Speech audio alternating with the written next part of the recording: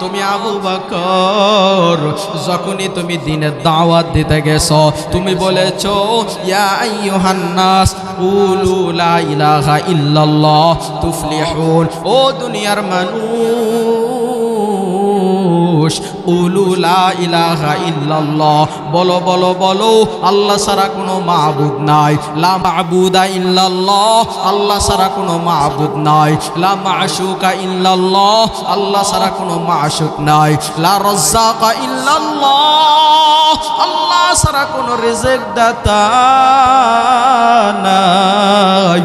লা শারীকা লাক তোমার কোনো শরীক নাই। তুমি আবু বকরের দাওয়াত দিয়েছো।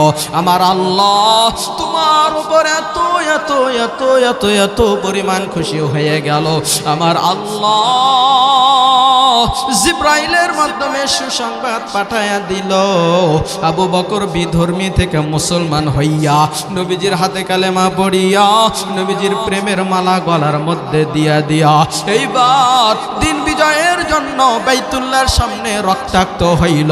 আবু বকরের রক্তের একটা ফোঁটাও আমি আল্লাহ বৃথা দিতে দেব না। আবু বকরের এই কান্না, আবু বকরের চোখের পানি আমি আল্লাহ বৃথা দিতে দিব না।